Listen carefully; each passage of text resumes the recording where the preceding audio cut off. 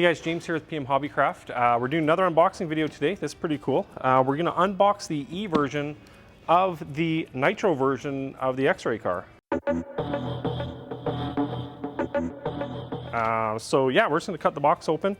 A lot of the parts are the same, so I don't know how much time we'll spend on that. The chassis is different, but we'll certainly take a look at all that stuff. So,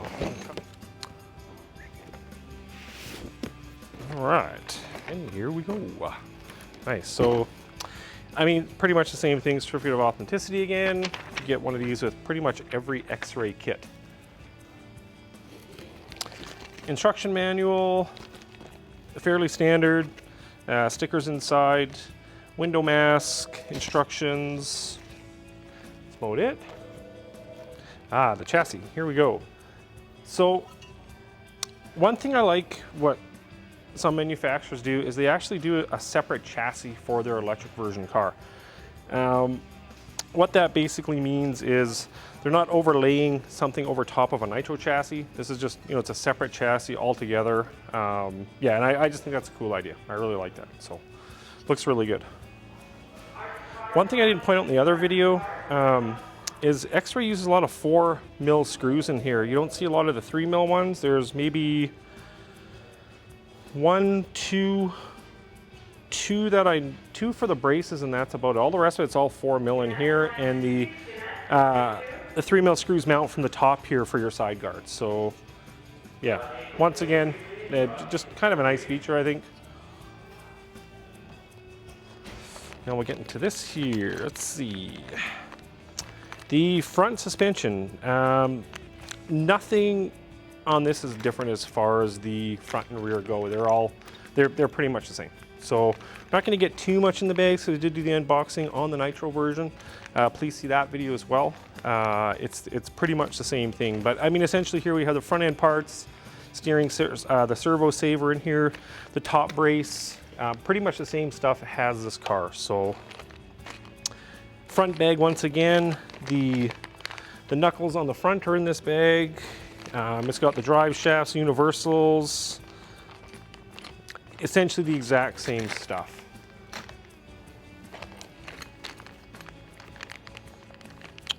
Rear end parts, no, sorry, this is the front end parts as well, the lower arms, the front and rear holders. Other than that, that's about it on that one. Rear end, so we got the mud guards in the back. And we got the shims, inserts, sway bars. Like I said, I mean, this video's essentially it's the same car, just a different chassis. Rear hubs are exactly the same, no difference there at all. Same universals in the kit. Same braces, same everything. I'm interested to see if the body's the same. That's what they did there, but we're almost there, so. Shock towers are the same. I mean, a lot of the same stuff, but we'll get to the body and see if it is. Okay, so they're using the Nitro body for the electric car. Would have been nice to have seen, like, a purposely made body for this, but I understand why they're doing that. I'll let you guys know how the batteries fit once I get this built and together, and we'll see how that all goes. But yeah, we'll definitely let you guys know how that goes and how much room there is in there. So this is where it gets a little bit different. So this is the front box for the servo and the receiver. Exactly like every electric conversion, pretty much. It shows inside here, the receiver's going in here, top cover. I mean, that's about it. There's the graphite piece that attaches onto the side here, and that's for the servo to sit into. So it's nice that that's graphite as well, kind of trick, so you don't have to buy an optional one or nothing like that, so that's nice.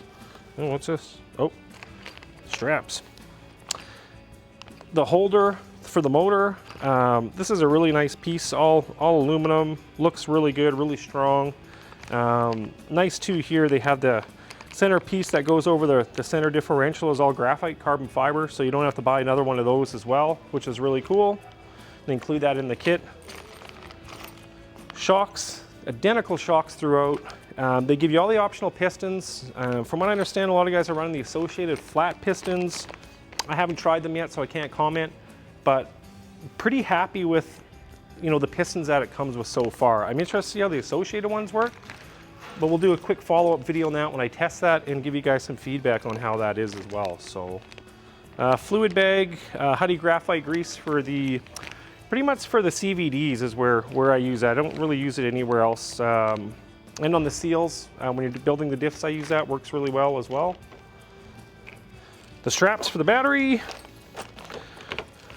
that's her. Nice little Xray logo on the straps. That's kind of a nice, looks pretty trick, that's for sure.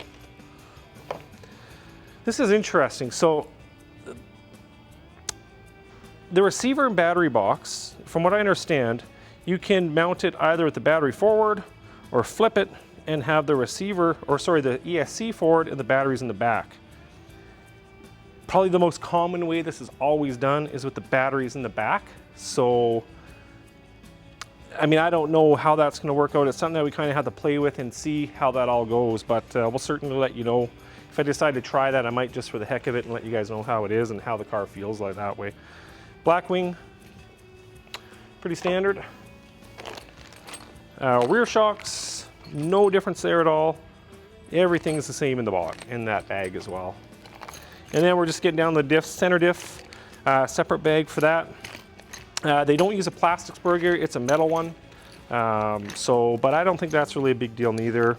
The car is a little bit noisier with the steel one, but it's not a huge issue. I think if you mesh it properly and get the mesh really good, it's not that terrible. So, front and rear diffs.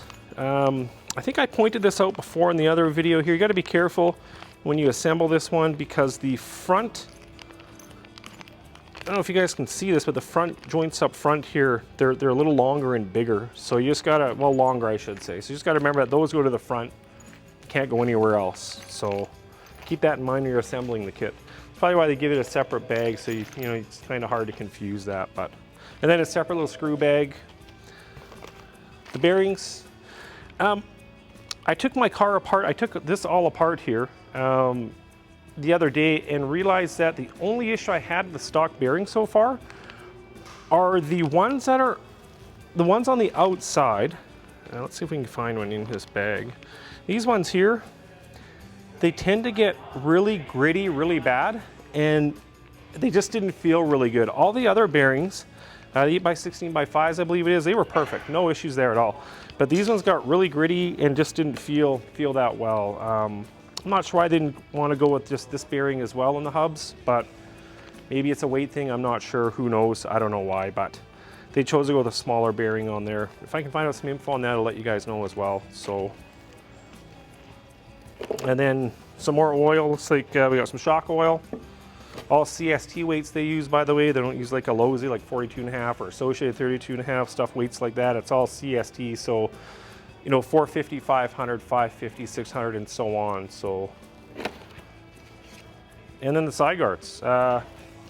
Exact same side guards has a nitro version as well, no difference. So, just to recap, I think that the main things on this car are, once again, the chassis. Let's grab that. The chassis obviously is the main difference on this vehicle, and the center bulkhead mount where the engine's mounting to, the electric motor I should say, and that's about it. Those are the differences on this kit. Other than that, the front and the rear is exactly the same as the nitro counterpart. So there you have it. Hope you guys enjoyed the video. Like and share, please. We appreciate that. Thank you for the support and watching our videos. And all the stuff you can get online at our web store at www.pmhobbycraft.ca. Thank you very much, and have a good day.